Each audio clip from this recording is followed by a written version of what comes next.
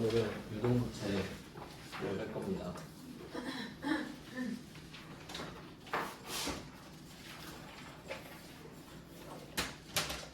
네, 진도를 얼른 빼고 할 게 꽤 많더라고요. 아마 내일까지는 진도를 빼야 될 것 같고 다음 주에나 기출을 할 수 있을 것 같습니다. 최대한 빨리 한번 해볼게요. 근데 여러분이 배우셨던 거 이제 응용만 하면 돼서 그렇게 어려운 거는 딱히 없고요. 한번 쭉 보겠습니다. 유동부채부터 볼게요. 별로 이제 양이 별로 안 되죠. 유동부채는 이제 매출채권의 반대인데 매입채무입니다. 이거 매입채무 나오려면 이제 잘 아시겠지만 우리 입장에서는 원재료랑 상품 이 두 개를 이제 매입이라고 일반적으로 말을 하고요. 이거에 대한 게 매입 채무가 되겠고, 매입 채무가 아닌 거는 미리 지급금이 될 겁니다. 네, 일단 이렇게 정리해놓고 문제를 쭉 풀면 되는데요. 1번은 외상매입금 2,500만 원이 있다고 해요. 이걸 2천만 원은 보통예금에서 이체를 하고 나머지는 채무 면제를 받았다고 합니다. 여기서 특이한 거는 채무 면제를 받은 거겠죠. 그럼 뭐 분개를 해보면 일단 외상매입금이 부채였겠죠. 그러니까 첫 문제만 이렇게 써보면 우리가 원재료를 샀을 때 이제 아시겠죠? 부가가치세 대급금도 원래는 있을 겁니다. 근데 지금은 뭐 무시하고 이거 원래 포함된 금액이죠.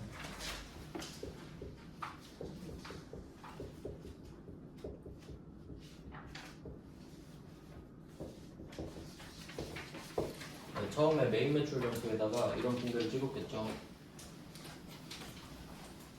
거래처는 안동이 되겠고요. 네, 이제 이거 아시죠? 그 외상매입금이 지금 2,500이 있는데 이건 원재료랑 부가세 배급금이 합쳐진 금액이란 거 아시죠? 네, 그래서 그냥 X표로 했고요. 자, 이거를 갚는 거예요. 그럼 이거는 물건을 샀을 때 메인 매출 점표에 주로 뭐 51번 유형으로 썼을 것 같고요. 그럼 이 외상매입금을 갚아요.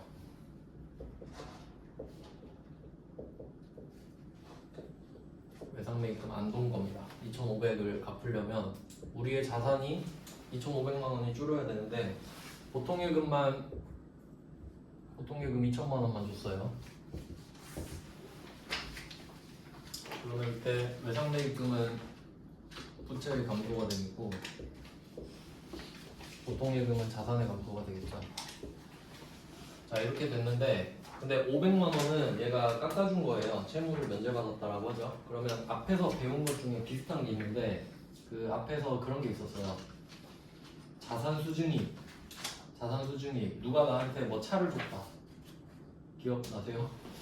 그러면 자산이 늘었으니까 수익이겠고 그 이름이 자산 수증이익인데 지금 같은 경우는 내가 2,500을 갚아야 되는데 그러니까 이게 두 가지 이유가 있거든요. 첫 번째는 내가 2,500을 안동한테 갚아야 되는데 안동이 보기에는 내가 돈을 못 갚을 것 같은 거예요. 그러니까 야 500은 그냥 안 받을 테니까 2,000이라도 좀 빨리 주면 안 될까? 뭐 이런 것도 있을 수 있고 조금 더 고차원적인 걸로 넘어가면은 의도적으로 안 받는 거예요. 적대인 거예요. 사실. 근데 우리 시험에 뭐 그런 의도까지는 안 물어보는데 우리는 채무를 면제받았어요. 채무 면제 이익입니다. 채무 면제 이익으로서 그러면 우리 입장에서는 부채가 줄어든 거니까 이게 순자산의 증가로서 수익이 됩니다. 그러니까 얘랑 자산 수증 이익이랑 좀 비슷하거든요. 자산 수증 이익은 자산을 딱 받았을 때고 근데 채무 면제 이익은 부채를 덜 갚아도 될 때. 뭐 이런 내용입니다. 뭐 그냥 기본적인 공개고요. 그 다음은 이제 2번 문제인데 2번 문제는 3개가 나옵니다. 3개. 외상매출금 470이랑 외상매입금 580이 있어요. 근데 여기서 상계를 하려고 하면 일반적으로 거래처가 같아야 되겠죠. 근데 보니까 거래처가 같으니까 이걸 상계하려고 하고 있죠. 이제 자리는 기본적으로 다 아시니까 바로 이제 답을 적어보면은, 그러면 우리 외상 매출금을 없애야겠죠? 외상 매출금 자산 감소시키고,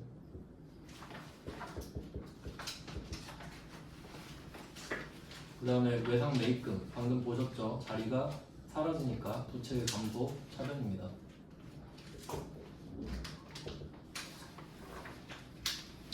네, 그리고 이런 공개는 조심하셔야 되는 게 그 거래처를 둘 다 적어야 되죠?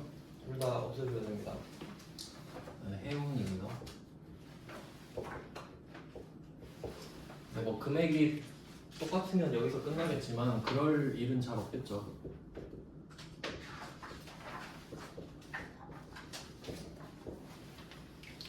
네, 뭐 이런 식으로 일단 두 개를 퉁쳤는데, 그러면 금액이 뭐가 더 큰지를 찾아봐야 돼요. 외상매입금이 더 크니까 우리 입장에서는 지금 차액이 110만 원인데 110만 원은 더 줘야겠죠? 이때 당좌수표를 발행했다. 우리가 더 줘야 되니까 당좌 예금 차감입니다. 마지막 금액은 항상 적으실 필요가 없어요.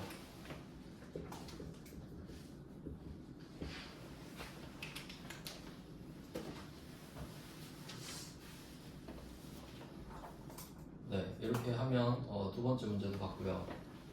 이제 세 번째 문제입니다. 3번 문제는 원재료 매입 대금으로 거래처인 성남전자에 발행하였던 어음, 이렇게 나오는데, 우리가 맨 앞에서 배웠던 거랑 좀 비슷한 문구인데요. 그러니까 어음을 발행했으면 계정 과목이 두 개 나올 수 있죠. 지급어음이 나올 수도 있고, 아니면은 미지급금이 나올 수도 있는데, 여기서는 원재료 매입대금으로 발행했었던 이라고 하니까 지급어음을 말하고 있는 겁니다. 그러니까 얘도 뭐 최초의 공개를 생각해 보면 원재료를 사고, 이번에도 마찬가지로 부가세 대급금이 있었을 겁니다. 원재료는 웬만하면 세액공제를 받으니까. 이렇게 하고 어음을 발행했었으니까 지급어음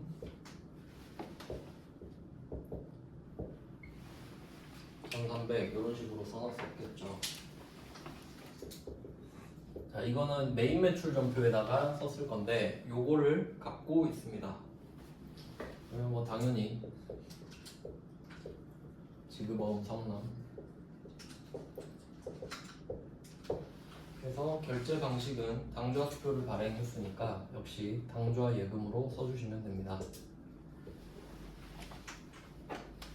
네, 아주 기초적인 분계고요. 그러면 여기서 생각해 볼 거는 뭐냐면, 뭐 당좌수표를 발행했다는 답이 안 바뀌는데, 여기서 답이 바뀔 수 있는 포인트는 어음을 발행했던 이유죠. 그러니까 원재료가 아니라 예를 들어 기계장치나 차량 운반부 같은 거에 대한 매입 대급으로 발행했었다 라고 하면 얘는 계정 과목이 미지급금이 될 수도 있잖아요. 네, 그것까지 생각해 주시면 되겠고, 이제 좀 많이 익숙해지셨죠? 네, 그 다음은 4번입니다. 4번도 기본적인 문제인데, 얘는 이제 바로 자리 이제 자리 아시니까 바로 적을게요. 외상매입금 역시 결제입니다.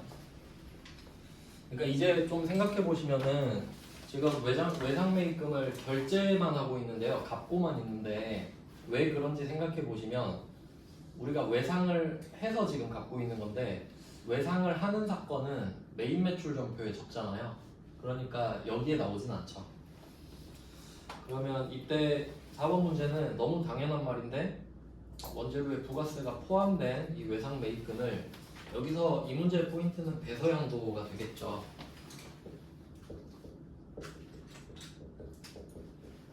외상 매입금 143만원, 이거를 갚아보겠습니다. 거래처도 써주셔야겠고요. 나라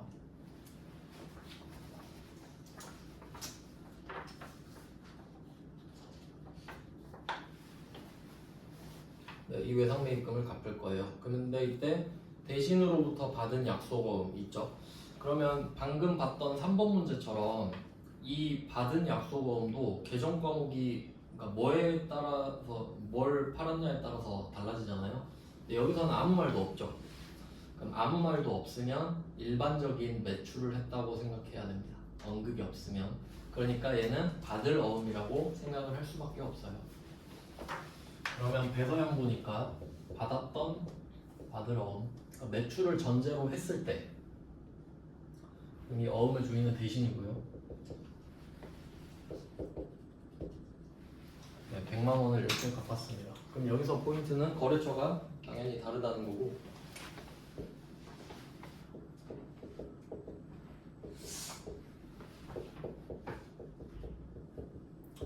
네, 배서양분은 지금 우리가 보고 있는 거래처와 다른 거래처가 하나 나온다고 말씀을 드렸는데요.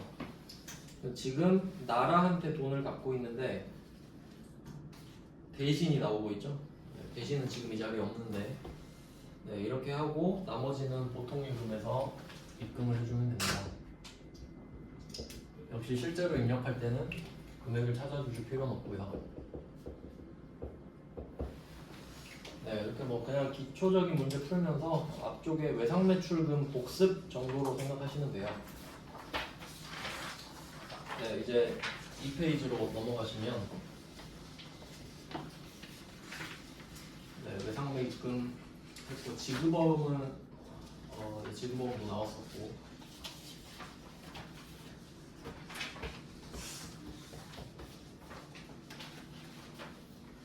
네, 이제 2페이지 미지급금인데, 미지급금이 나오려면 원재료랑 상품이 아닌 걸 사야 되거든요. 그러면 5번 문제가 대표적인 문제인데, 7월 21일 투자 목적으로 경주로부터 부동산을 3천만 원의 외상으로 매입했다. 이건 사실 문제 퀄리티가 굉장히 떨어지는데, 이게 부동산을 샀다고 하면 건물인지 토지인지 말해줘야 되잖아요. 이제 면세 여부, 과세 여부가 결정되니까. 근데 좀 옛날 문제라 그냥 대충 만들어 놓은 문제 같아요. 문제를 위한 문제로서. 그러면 어쨌든 투자 부동산이죠. 틀리지 말라고 이렇게 써놓은 겁니다. 왜냐면 이게 오답률이 높거든요. 그러니까 투자 목적으로 토지를 샀다 이러면 많이 틀려요. 토지 적고. 근데 그게 아니란 걸 강조하는 겁니다. 자, 그러면 투자 부동산을 사전에 알려준 셈이 되고요.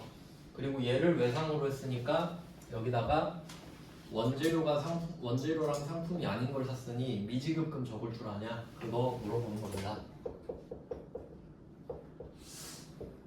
그러면 돈을 아직 안 갚았으니까 거래처 역시 적어주셔야 되겠고요. 경주.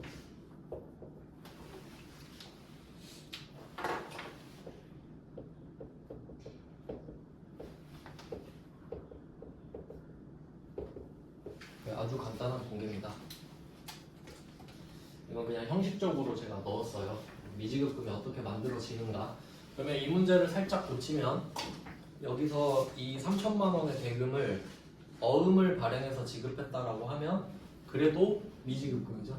네, 차이가 없습니다. 그것까지 생각해 보시면 되겠고요. 그 다음은 이제 6번 문제로 갈게요.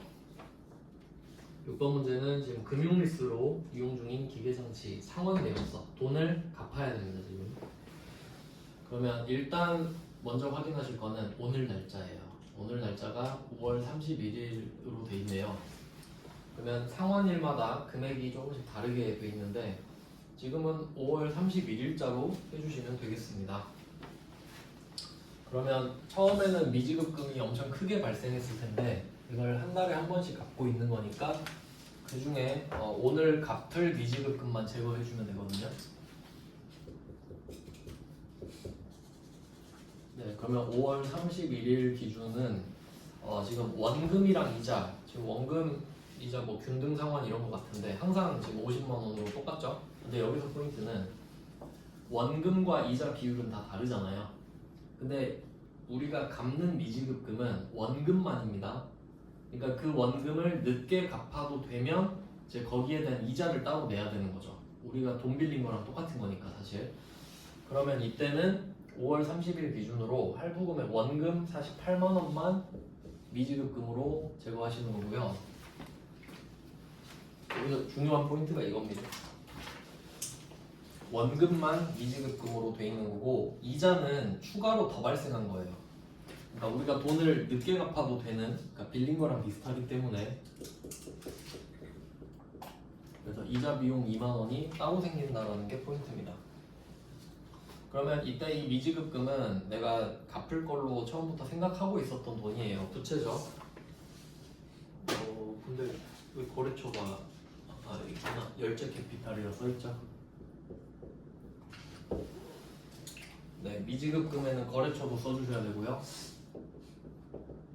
그럼 이만큼 오늘 부채를 갚은 게 되겠죠. 48만 원. 그리고 이자가 2만 원이 붙었습니다. 오늘 발생한 비용, 정확히는 한 달 동안 발생한 거라고 볼 수 있겠는데, 이렇게 하면 우리 입장에서는 50만 원이 나가는 겁니다.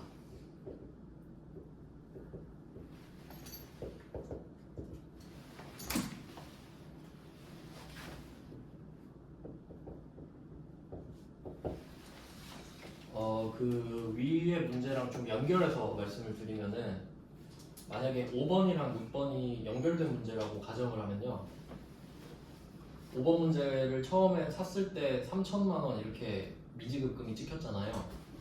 그러면 이 3천만 원은 6번 문제로 치면 원금의 합이 되는 거죠. 원금의 합. 그래서 그 원금이 줄어드는데 내가 늦게 갚아도 되니까 거기에 대한 이자가 따로 붙는 겁니다. 그러니까 이 나한테 물건을 판 사람은 이 미지급금보다 더 큰 금액을 돈을 받게 되겠죠. 이자까지 해서. 왜냐면 돈을 빌려준 걸 보기 때문에. 네, 그 다음에 이제 7번입니다.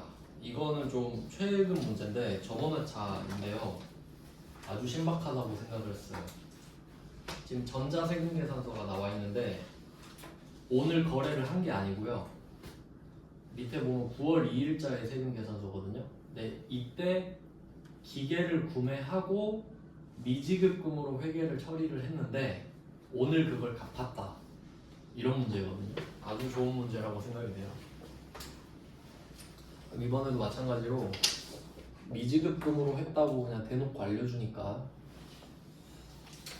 미지급금을 쓰고 은성기계죠. 네, 이 문제에서는 뭐 할부가 아니라 그냥 일시불로 바로 갚는 겁니다. 그러면 아래 보면 아시겠지만 기계 2,000이랑 세액이 200이 있는데 우린 이거를 다 내야 되죠. 200은 따로 공제를 받는 거고 이 사람한테 2,200 주는 건 팩트입니다. 그래서 미지급금 2,200 요거를 갚을 거예요. 근데 이거를 카드로 결제를 하잖아요. 근데 여기서 포인트는 지금 계정 과목에는 없지만 우리가 기계장치를 지금 사고 있는 건데 기계장치 때문에 미지급금이 된 거거든요. 근데 이 상태에서 카드 결제를 하면 결국 또 신한카드가 대신 갚아주고 우린 카드 회사한테 외상을 하게 되는 거거든요. 근데 이때 원본은 기계장치이기 때문에 이거에 대한 카드 결제마저도 미지급금이 되는 거죠. 그러니까 만약에 우리가 샀던 게 기계장치가 아니라 원재료나 상품이었다면 지금 나오는 계정 과목도 외상매입금 정도로 말을 했을 거고 그리고 오늘 그걸 갚는다면 역시 외상매입금이었을 거거든요. 네, 그게 아니라 기계장치니까 얘도 미지급금, 얘도 미지급금입니다. 써놓고 차변 대변 둘 다 미지급금인데 이게 맞나? 이렇게 생각해서 틀렸을 수도 있겠죠. 근데 대변의 미지급금은 신한카드죠.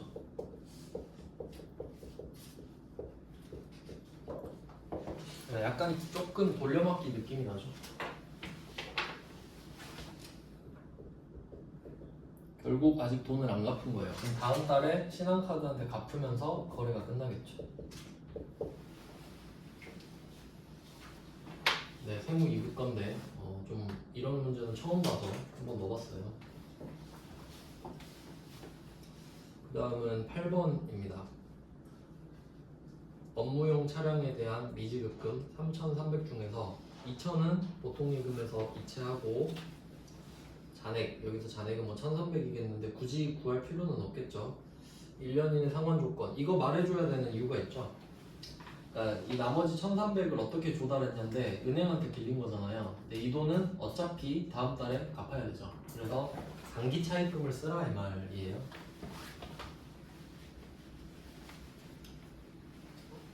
네, 이것도 뭐 그렇게 어려운 문제는 아니고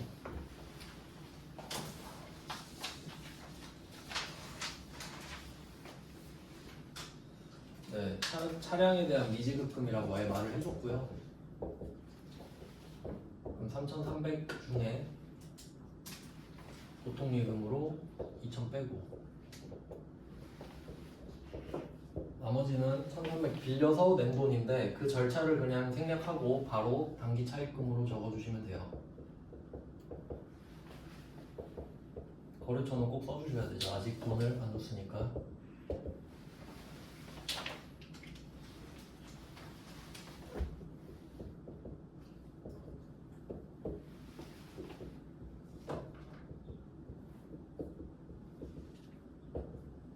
네, 그럼 이 문제에서 응용할 수 있는 포인트는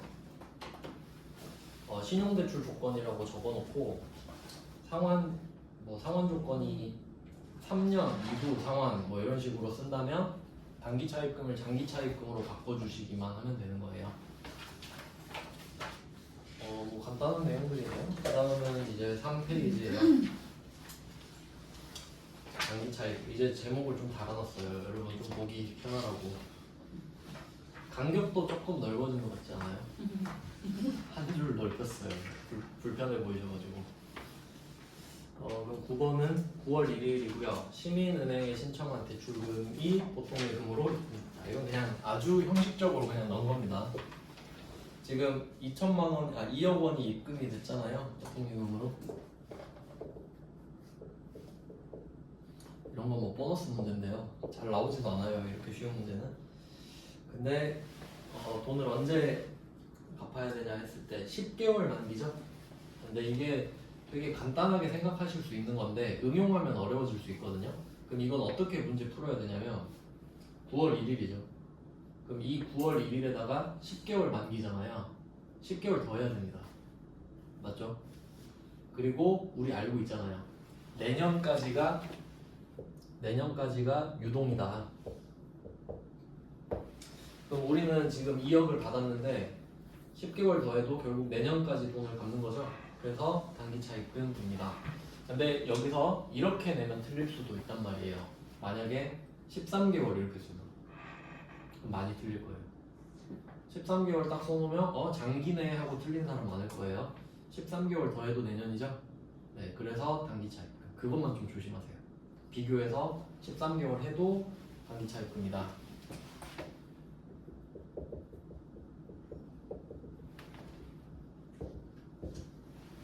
네, 역시 빌린 돈이니까 거래처 꼭 써주셔야 되고요. 그냥 뭐 단순한 자산, 부채 이게 처리예요.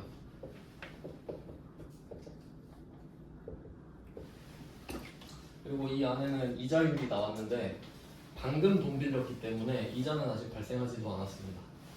이자는 12월 31일 결산 문제에서 볼 수 있을 거예요. 그 다음은 10번. 이것도 그냥 특이해서 넣었어요. 문제를 위한 문제인데 시민은행 똑같네요. 시민은행한테 9,500을 차입했는데 수수료가 있대요. 그러니까 수수료를 빼고 나머지 돈만 들어왔다 이런 거거든요. 진짜 억지스러운 문제인데 재활용해서 써보겠습니다. 여기서 포인트는 뭐냐면 여러분은 9,500을 빌렸기 때문에 9,500을 갚아야 돼요. 그래서 부채가 9,500이라는 거는 정해지고요. 그리고 방금 그 위에서 봤던 문제처럼 내년 6월 30일에 상환을 하면 볼 것도 없이 단기 차입금이잖아요. 그러니까 이거 단기 찾는 거 중요하고요. 근데 여기서 수수료가 있대요. 돈 빌리는데 수수료가 있는지 모르겠는데 그냥 다른 문제랑 합친 겁니다. 이거는 빌리자마자 수수료를 따로 낸 건데 그게 제조경비래요. 그러면 그냥 뭐 우리는 시키는 대로 해야죠. 500번 수수료 비용으로 15만 원을 낸 다음에 나머지 금액만 보통예금으로 들어왔다고 해라. 그냥 약간 좀 의도적인 문제라고 보시면 됩니다.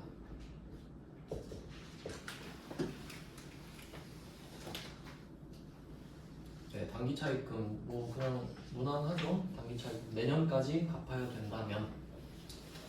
그리고 11번은 당좌차월을 넣어놨는데 좀 옛날 문제긴 한데 그냥 참고로 말씀드리면 당좌차월 계약을 맺고 있다고 하거든요. 그러니까 이게 당좌수표를 발행할 수 있는 계약이에요. 그러면 이때 내용을 좀 보면은 당좌수표 발행액이 당좌예금 예입액을 초과했다 이 말은 뭐냐면 지금 당좌수표 통장에 돈이 하나도 없어요. 그러니까 내가 넣은 돈을 초과했다 이 말은 없는 돈을 지금 수표를 발행해 준 거란 말이에요. 그러니까 이게 부도가 난 겁니다. 부도가. 그러면 일단 뭐 붕괴를 어떻게 하나 보면은 나는 당좌예금에 돈이 없는데 당좌수표를 발행했다 이런 내용이고, 그러면 뭘 갚는 거냐라고 하면 문제 두 번째 줄에 보면은 7월 20일에 토지상사한테 외상으로 구입한 기계장치 구입대금. 그럼 얘는 역시 미지급금이겠죠. 그럼 미지급금 1,800을 오늘 갚을 거라는 소리예요. 토지한테 1,800을 갚겠다. 그러면 뭘로 갚을 거냐 이런 문제인데요. 그러면 일반적인 문제는 지금 문제 세 번째 줄에는 당좌수표를 발행하여 지급했다고 하잖아요. 그러면 이때 만약에 우리 통장에 당좌예금 통장에 1,800만 원 이상이 있다면 그냥 대변에 당좌예금 1,800만 원을 쓰면 되겠죠. 근데 지금 돈이 없다는 소리거든요. 그래서 아까 말씀드린 첫 번째 줄에 지금 당좌수표 발행액이 1,800이에요. 이게 예입액을 초과했으니까 나는 돈이 하나도 없어요. 그러니까 이건 부도수표예요, 원칙적으로. 근데 세 번째 줄 보면 당좌계약 한도 내역 금액이다. 이 말은 뭐냐면 내가 지금 부도수표를 1,800짜리 줬잖아요. 그럼 상대방은 수표 들고 은행 가겠죠. 그리고 저 돈 주세요 하니까 돈 없는데요? 이럴 거 아니에요, 은행이. 근데 계약 내용에 예를 들어 이런 거예요. 한 2천만 원까지는 네 돈 없어도 내가 일단 내줄게. 뭐 그런 계약을 넣는 겁니다. 그래서 당좌계약 한도 매입 금액이 그 말이에요. 그러면 이때는 절대로 대변에 당좌예금이 차감되면 안 돼요. 우린 당좌예금이 없어요. 그러니까 이게 당좌차월이라는 개정 과목이에요, 그냥. 그래서 제가 제목 옆에 단기 차익 판매를 써놨죠. 그러니까 은행이 일단 내주고 내가 다음 달에 갚는 구조기 때문에 결국 이 은행한테 빌린 돈이랑 똑같거든요. 근데 개정 과목만 그냥 당좌차월입니다.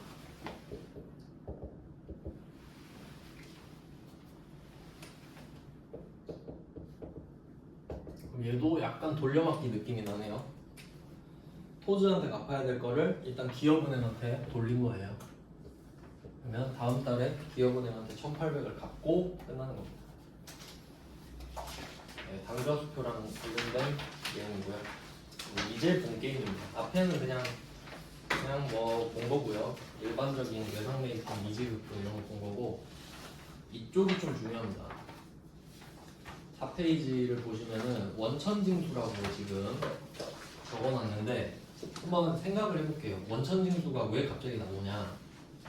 우리 앞에서 배웠던 것 중에 그 은행한테 이자 받을 때 있죠. 은행한테 이자를 받으면 은행이 내가 그 이자를 받았을 때 내야 될 세금을 지가 떼고 줘버렸거든요. 그게 원천징수인데, 그럼 이번엔 우리가 원천징수를 할 거예요. 그 말은 내가 돈을 준다는 소리예요. 내가 돈을 줘요. 근데 우리는 은행이 아니잖아요. 그러니까 직원들한테 월급 주는 거죠. 직원들한테 월급 주면서 너 어차피 세법 모르지. 내가 그냥 세금 갖고 있다가 내줄게. 이런 내용이에요. 그러니까 내가 돈을 주니까 원천징수를 한다. 이게 세트로 연결돼야 됩니다. 내가 돈을 주는 거예요. 자, 그러면 12번부터 보겠습니다.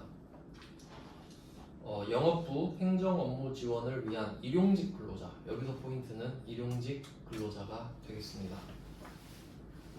네, 법으로 이렇게 정해져 있는데 이름은 일용직인데 보통 뭐 3개월 뭐 그 정도 기본으로 해요. 근데 그런 걸 이제 물어보진 않는데요. 여기서 포인트는 2명을 채용한 거예요. 그러니까 한 번만 딱 쓰는 거죠. 하루만 쓴다고 할게요. 네, 일당이 20만 원이고 1인당 일당이 10만 원이죠. 그러면 이 사람들도 지금 10만 원씩 돈을 번 거니까 세금 내야 될 거 아니에요. 근데 일용직 근로자는 일당 15만 원까지 비과세거든요. 그러니까 이 사람들은 그러니까 보통 만약에 제가 노가다 뛰러 가면 지금 얼마인지 모르겠는데 뭐 한 15만 원 받을 수 있잖아요. 그러면 그 돈은 제가 받아도 세금을 안 내요. 근데 그쪽 공사장 입장에서는 비용 처리가 돼요. 법으로 그냥 소득세 비과세로 해놨거든요. 그래서 그냥 참고로 알고 계시면 됩니다. 그러면 결론은 원천징수를 안 하는 거네. 12번은 그러니까 원래는 해야 되는데 지금은 비과세라서 안 하는 겁니다. 그럼 이때 돈을 주는 거니까 계정 과목은 뭘로 쓸 거냐? 영업부니까 800이고 일용직은 잡급을 씁니다. 잡급. 보통은 급여를 쓰는데 일용직 근로자는 잡급을 써요.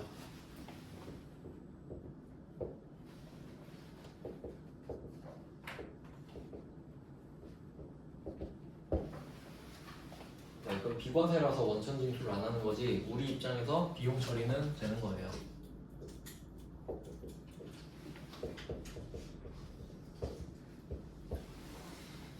네, 이렇게 해서 12번 일용직 봤고요. 계정 과목을 모르면 틀릴 수 있어서 잡급 잘 기억해 두시고 그 다음은 13번입니다.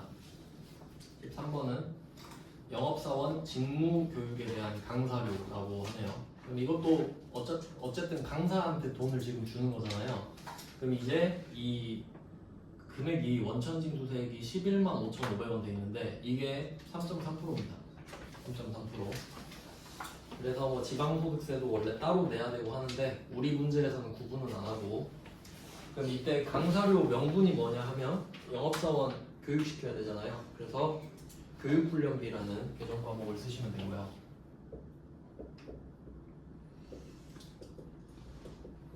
아마 처음 나온 것 같죠? 교육훈련비 가끔 나와요. 그러면 350만 원이 100% 금액이고요. 이때 원천징수를 해야 되니까 이 금액을 빼고 줘야 됩니다. 그러면 이 11만 5,500원 우리가 갖고 있을 텐데 이거 다음 달 10일까지 내야 되거든요. 국세청이랑 저기 뭐 구청 이렇게 내야 돼요. 그래서 얘는 예수금이라는 계정 과목을 써서 원천징수를 합니다.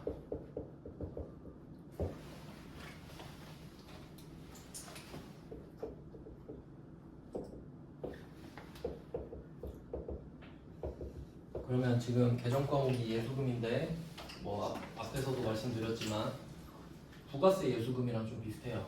그러니까 예수금이라는 계정 과목은 내가 상대방의 돈을 걷었다가 그러니까 내주려고 잠시 갖고 있을 때 쓰는 계정 과목이에요. 그러면 언젠가 다음 달 10일에 내줄 겁니다. 자, 그리고 나머지만 보통예금으로 차감해 주시면 되겠죠. 역시 금액은 굳이 구할 필요가 없겠죠.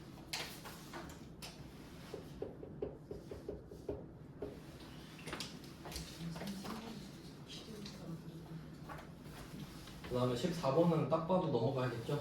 세무 1급 알려드릴 수는 있지만 이제 시험에 우리한테는 이렇게 안 나와요. 외화도 있고 막 수수료도 있고 난리 났거든요. 참고하시면 되겠고 15번 요 정도는 이제 봐야 됩니다. 15번 문제는 장기 차입금에 대한 이자 비용을 지급하는 겁니다. 그럼 어쨌든 우리 직원은 아니지만 돈을 주긴 주는 거니까 원천징수를 해야 되거든요. 그래서 뭐 원천징수 나왔으니까 그리고 참고로 27.5% 우리랑은 상관없는데 혹시 기억나세요? 앞에 은행한테는 몇이었는지? 은행은 15.4%였어요. 뭐 시험에 물어보진 않는데 그냥 참고로 좀 알고 계시면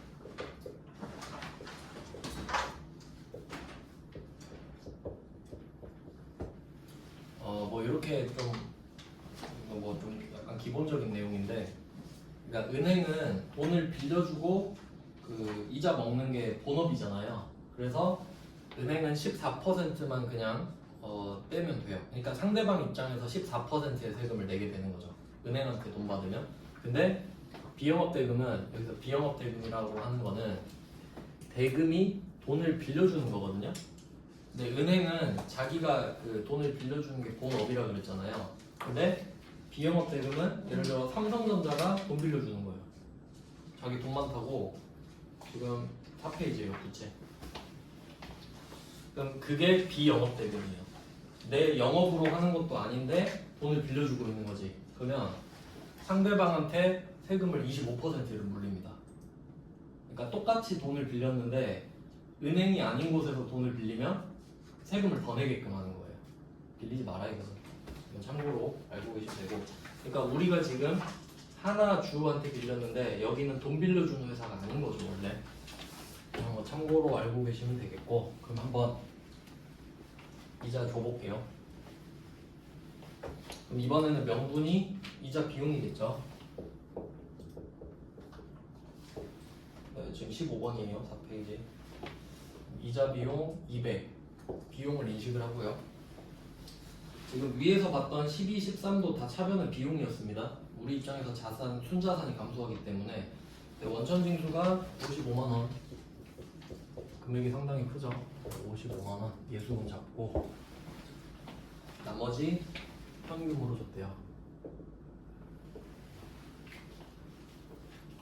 그럼 원래 이제 예수금도 거래처 써야 되는데 우리 시험에서는 그것까지 요구하지는 않습니다.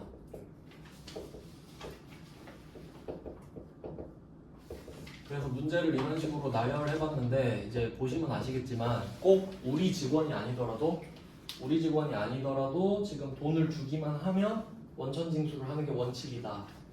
이걸 알려드리려고 앞에 여러 상황들을 넣은 거예요. 그 다음에 이제 5페이지가 직원이거든요. 이제 여기가 이제 본 게임입니다. 그러면 10분 쉬고 16번부터 볼게요.